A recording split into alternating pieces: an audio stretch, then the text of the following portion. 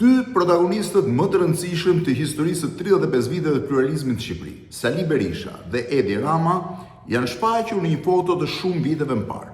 Në fakt, kjo është një prej fotove më virale të publikuara sidomos vitet e fundit, me rritjen e rrjeteve sociale, me rritjen e mediave online, për arsye të numrit shumë të madh të portaleve që e kanë publikuar, të webeve ku ka dalë, por sidomos edhe të adresave ose të akaunteve në rrjetet sociale, që nga Facebooku, TikToku, Instagrami, po deri edhe në rrjete që janë fare minore, ajo është e pranishme. Është bërë gati një foto hit që shfaqet kudo. Në fakt ka një lloj drejte. Ju jeni duke e parë foton, ka një lloj të drejte, sepse në foto ndodhen bashkë në një kohë të hershme dy protagonistët kryesorë të këtyre 30 viteve në Shqipëri dhe dy antagonistët kryesorë të ndoshta thuajse 30 viteve, Sali Berisha dhe Edi Rama. Por kur është shkrepur kjo foto? Kush është autori i fotos? Cilat janë rrethanat në të cilat kjo foto është bërë?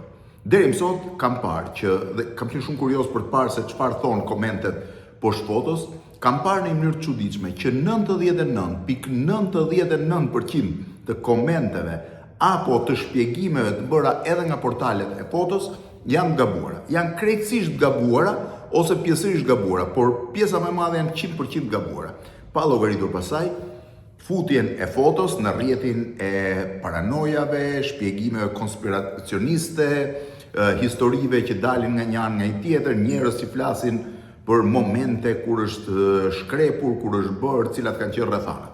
Tani unë kam qenë prezent në momentin që kjo foto është shkrepur, ndoshta s'kam qenë në momentin kur fotografi ka bërë, por kam qenë rreth e rrotull në atë moment, i mbaj mend të tre protagonistët, kam folur me të tre ata po atë ditë dhe po jap një shpjegim për këtë foto që është bërë virale, por njëkohësisht dhe burim konspiracioni dhe absurditeti. Fotoja i takon 29 janarit të vitit 1991, eksaktësisht thuajse si sot 35 vjet. Është, prandaj u kujtova sepse mbaj mend që kam këtë shënim në foto dhe në shënimet e mia. I takon 29 janarit vitit 1991, është bërë në qytetin Studenti. Po të vini re foton në vëmendje. Në shpinën e tre protagonistëve janë detratat e mëdha të mencës së qytetit Studenti në sheshin Demokracia sot të qytetit Studenti. Foton e ka shkrepur Roland Tasho, një prej fotografëve protagonist të gjitha zhvillimeve, sidomos të viteve 90, por edhe më gjerë në Shqipëri. Jo vetëm zhvillime politike, kulturore e tjera, është një dëshmitar i jashtëzakonshëm i transformimit të Shqipërisë në këto 35 vite, por sidomos në vitet e para ka dhënë një kontribut të jashtëzakonshëm për të dokumentuar ngjarjet, personazhet dhe zhvillimet e vendit. Të tre personazhet janë me një rast aty. Nuk jam edhe në këta tre.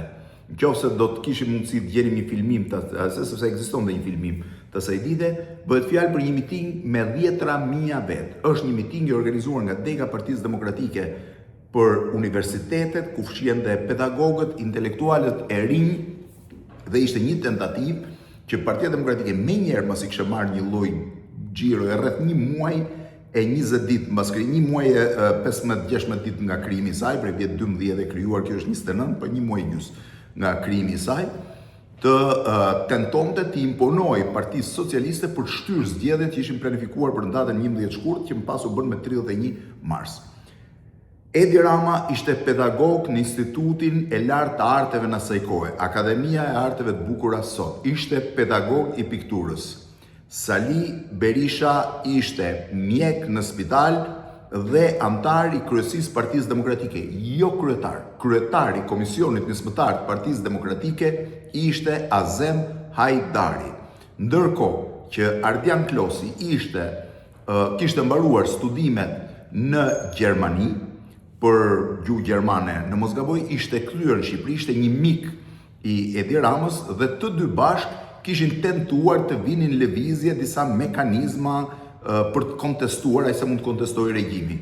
Ardian Klosi dhe Edi Rama kishin organizuar refleksionet, një tentativë për të marrë vëmendje dhe për të tërhequr vëmendjen dhe për të goditur në mënyrë radikale Partinë e Punës, ndërkohë që Sali Berisha ishte aktivizuar dhe ishte një nga liderët kryesorë të Partisë Demokratike. Rama ishte larguar nga Partia Demokratike pa hyrë kurrë aty, pra në takimin e famshëm të 13 dhjetorit mos gaboj të vitit 1990.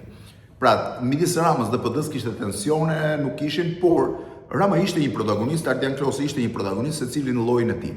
Në këtë fotografi, me sa kujtoj, unë kam qenë brendësi bisedës, po kam qenë në periferinë e bisedës, po diskutoi që Rama duhet mbante një fjalim, po a duhet ta mbante këtë fjalim dhe Ardian Klosi, për cilin një pjesë nuk ishin dakord, për arsye se mendonin që Ardian Klosi kishte një lidhje nga jema me Ramizalin, pra një lidhje krushie me Ramizalin, këto histori tipike të shqiptarëve, ndërsa ky lidhet me Ramizalin s'ka pse flas. Dhe ky ishte një diskutim. Unë nuk e di debatin eksakt atij momenti kur shkrepu fotografia, po di që debati i përgjithshëm në atë kohë ishte ky midis Edi Ramës dhe Sali Berishës pikërisht për rolin ose fjalën e Ardian Klosit. Pastaj natyrisht ka pasur edhe diskutime tjera politike, sepse ata kishin edhe mosmarrveshje të tyre politike. Pra, për ta përmbledhur me pak fjalë dhe për të qenë fare i hapur. Kjo fotografi i takon 35 viteve më parë. Sali Berisha ishte antar i kryesisë Partisë Demokratike dhe mjek. Edi Rama ishte pedagog i Institutit të Lartë të Arteve dhe po i quaj një lloj kontestues i regjimit. Ardian Klosi ishte njëri që kërkonte ndryshime dhe që ishte renditur me krahun që kërkonte ndryshime, jo me krahun që mbronte Partinë e Punës. Të gjithë bashkë ishin në kontekstin e një mitingu me mija vet. Kamera po të sillej rrodha aty, shifre ishin me mija vet që po tentonin të organizonin këtë takim famshëm në platformën e mencës së qytetit studenti në Universitetin të Tiranës. Pra kjo është fotografia, nuk ka asnjë konfuzion, asnjë gjë janë takuar këtu, janë takuar atje. Biles dikush thoshte fotografi në Paris me styre të re, por Paris më duket që është menca e qytetit studenti. Kështu që teoritë konspirative që lidhen me këtë s'kan asnjë lidhje. Më pas, dikush tjetër po shihej që të pyeste kur janë njohur Sali Berisha dhe Edi Rama. Unë nuk di eksaktësisht kur janë njohur Sali Berisha dhe Edi Rama. Në fakt të dy kanë pyetur, duhet të kenë pasur një njohje nga distanca, gjithsesi se Tirana ishte shumë e vogël se sot dhe gjithë njerëzit që ishin bulevard dhe frekuentues bulevardit kanë qenë si Edi Rama si Sali Berisha. Kështu që edhe nga distanca mund ta shihnin njëri tjetrin.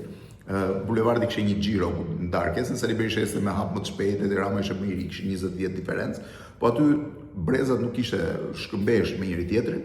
Ndërkohë që ata janë takuar në një dokument që ne kemi bërë dhe publik, unë kam bërë dhe në emision publik, janë takuar në 5 janar të vitit 1000 ose 4 janar të vitit 1991, rreth 25 ditë para kësaj fotoje, në studion e një piktori shqiptar, i cili ishte një piktor jo ndër më të njohurit, por që ishte shumë i famshëm për çështjen e bojrave. Pra ai përgatiste bojrat dhe që për fat kishte edhe një magnetofon. Në këtë magnetofon ai ka regjistruar të gjithë bisedën që ka ndodhur mes Sali Berishës, që shoqërohej nga Azem Hajdari, dhe Edi Ramës, i cili së bashku me Sali Shijakun ndodheshin në studion e piktorit.